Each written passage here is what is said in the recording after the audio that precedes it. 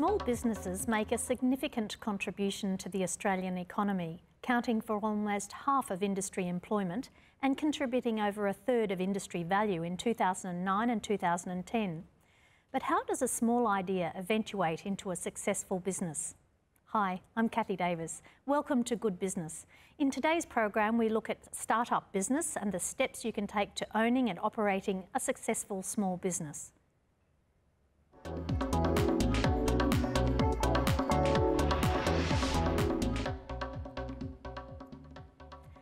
I'm joined on the panel today by Brian Brown, a business expert from Better Business Now, Camilla Jansen, Managing Editor of Business News Publications, and Philip DeBella, the manager and founder of DeBella Coffee, to discuss the most important facets of starting a business and how to get it right.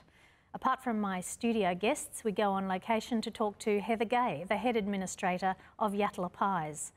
According to a 2011 report by the Department of Innovation, Industry, Science and Research, there were a staggering 2,051,085 businesses in Australia as of June 2009, with small business making up 96% of the total.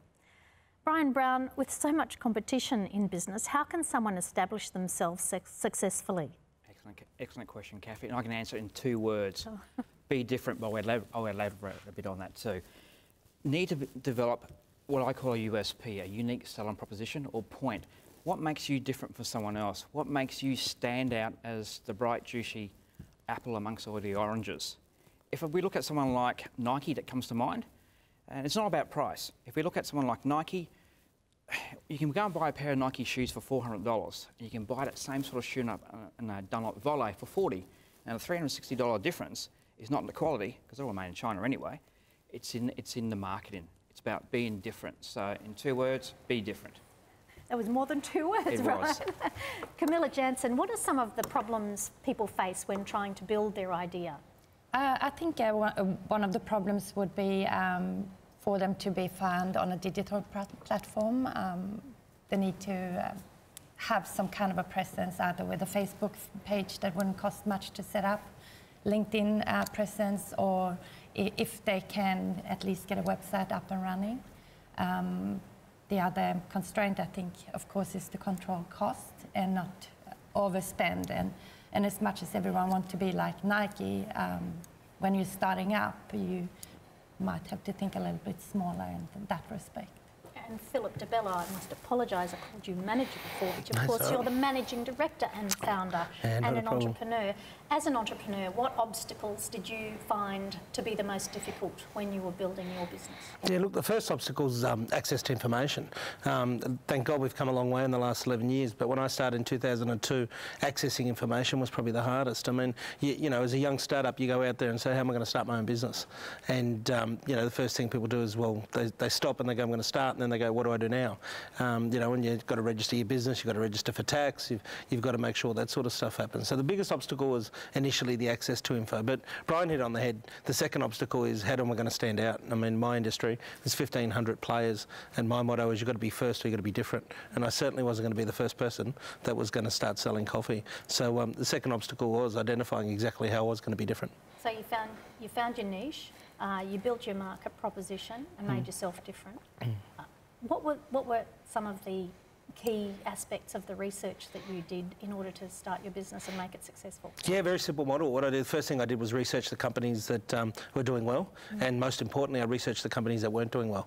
And it's a model that I follow to today. You know, a lot of people spend a lot of money researching their customers. We should already know why people choose you.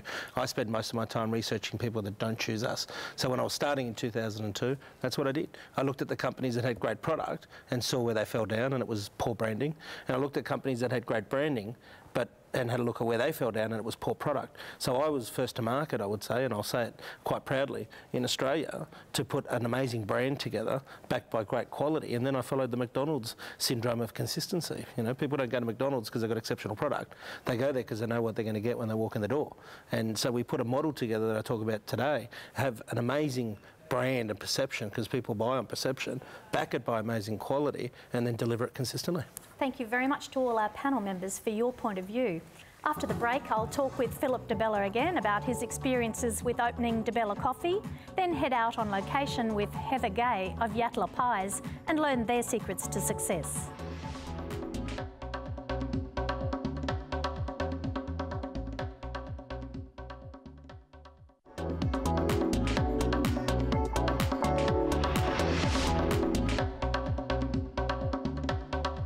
Welcome back to Good Business. Small businesses are multifaceted workplaces where even the most adept multitasker can be overwhelmed with the varied responsibilities that are associated with the often overlooked position, that being administration. Yatala Pies is a thriving and long-established small business, so we went on location to speak with Heather Gay, Head of Administration, to discuss their business model and try to find the secret ingredient in their recipe for success.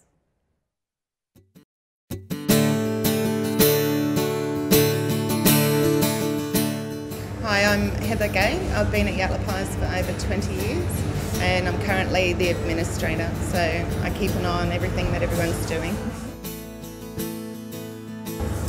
Yatala Pies has been around for a long time. It's been seen the horse and buggies come up from Sydney, and in actual fact that's how it was probably established, is that someone broke down on the side of the Albert River, and to fix their buggy they made pies. So it's been around for a long time. It's seen the railway open and the railway close. It's seen an old Pacific Highway and a new Pacific Highway. So it's, yeah, history-wise, it's seen generations of people come through.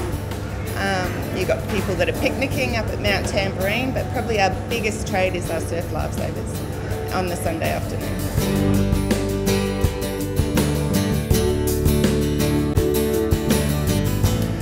A successful business doesn't necessarily have to change. We've got good recipes, and I think if we continue to stick to what we believe in, which is making a high quality product that's unique in the market, that isn't at every corner store, and that product's made with care and with fresh quality ingredients, I don't think there's a lot you need to change. With technology too, your things like your cash registers, much more advanced. We can get much more detailed reports these days about what actually goes through each hour. So we can know, we can plan our production a lot better based on what our sales are, and check your sales and continue to keep your production levels at about the same level as sales. So one of the biggest things with starting up a business is do your homework. Reassess yourself regularly and make sure your goals are quite clear, not just on a weekly, daily basis, but on a monthly basis, a 2-monthly basis. And the things that you forget about, like reassessing yourself because you're so busy making the product or so busy trying to hire a staff member, you can't forget about. If you haven't got the time to do them, you need someone else to take over some of the other jobs. So don't try to run your own shit all the time. Get someone to give you a hand when you need it. So you've got the time to do the things that will ensure your longevity. Some of our biggest recipes, favourites, have been so successful that once you put them on the menu, the outcry at taking them off is unbelievable. A lot of people that know Yatala Pies will know the beef, bacon and cheese. The beef, bacon and cheese is our second highest seller. We introduced that in the early 90s and couldn't get it off. The day it went on, it wouldn't come off. So the other one's the caramel tart, and we're really well known for our caramel tart. It's probably our third highest seller, and we would not change the recipe. You get bakers that say, oh, why don't we change it? And why change something that's not broken?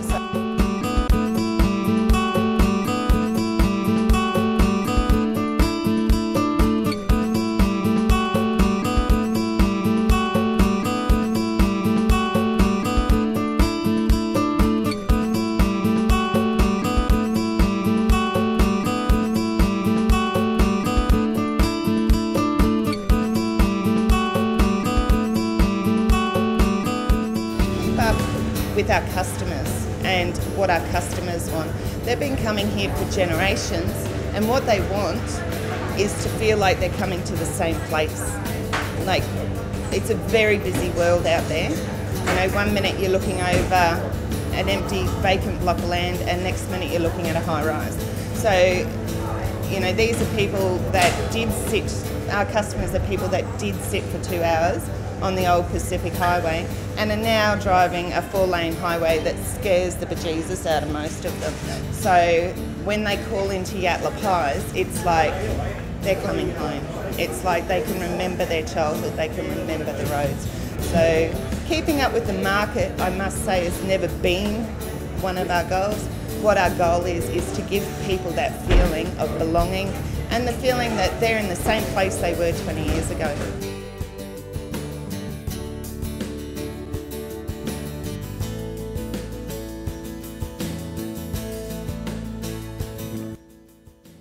That was Heather Gay from Yatala Pies sharing her thoughts on administration of a small business.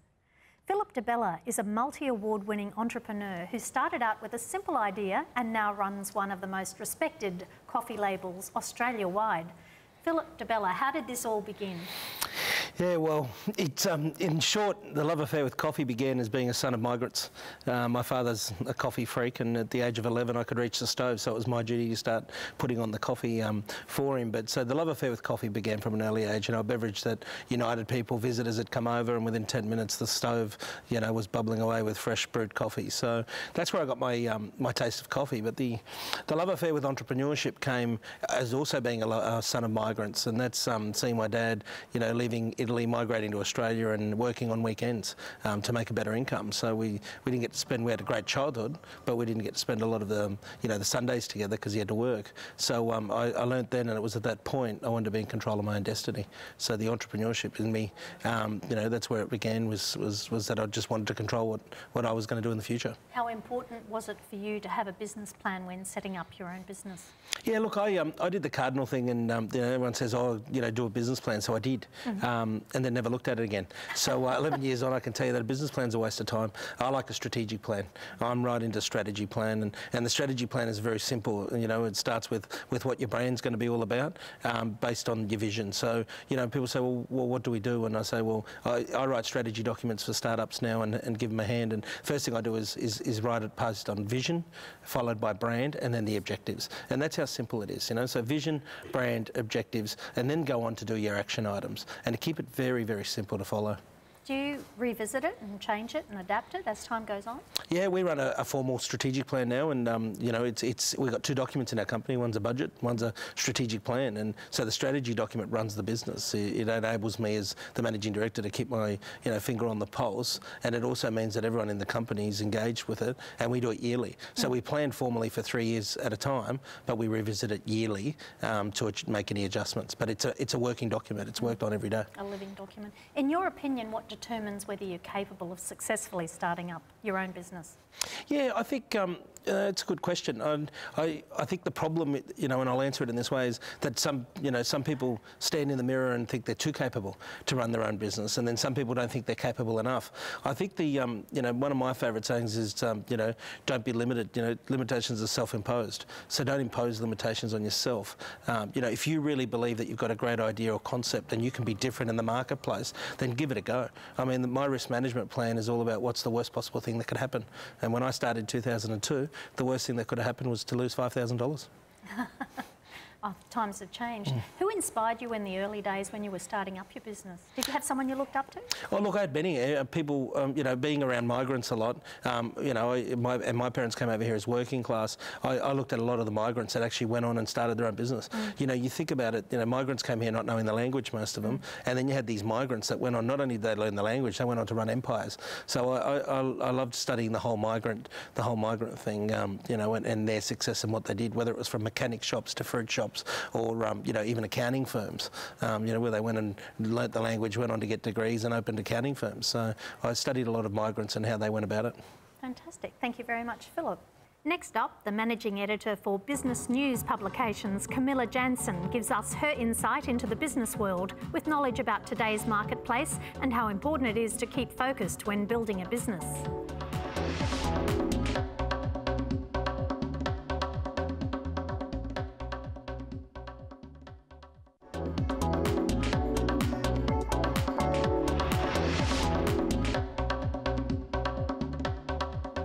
Welcome back to Good Business.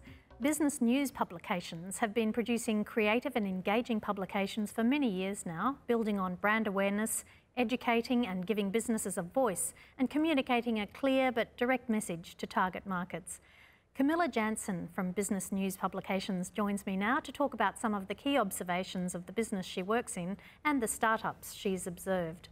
Camilla, what are some of the steps a startup business must take before trying to even open the doors? I think we touched on research, but it's really important that you seek out as much information as you possibly can. And if you're opening up a retail store, the cost of signing, the cost of the rent there's going to be for that business to any other contracts that you're signing up, just to make sure that you do the due diligence and just seek expert advice wherever you can. I guess with the magazines, we like to be able to provide and educate our readers, but there are also so many other people, family maybe, or business people that you can learn from.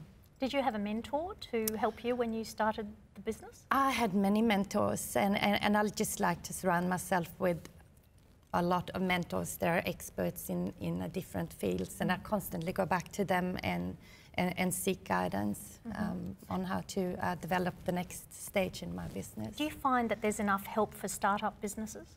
I think it is, but it's not that easy to find, as Philip was saying. I think you really have to dig around, and it's kind of a discovery. And What are some of the objectives that startup businesses should follow to be seen as credible? Using your own experience. Well, I guess when I started with very little capital as well, but I think you have to be very serious about what you're setting out to do. That what you're promising, you need to deliver, and I guess. Yeah, that would be my thoughts. What role do you see your publications and similar products playing in assisting other people when they're starting their business?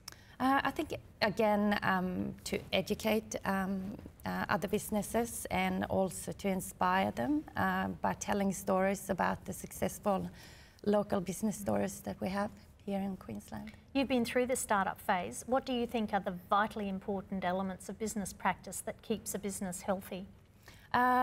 Again, I go back to budget forecast.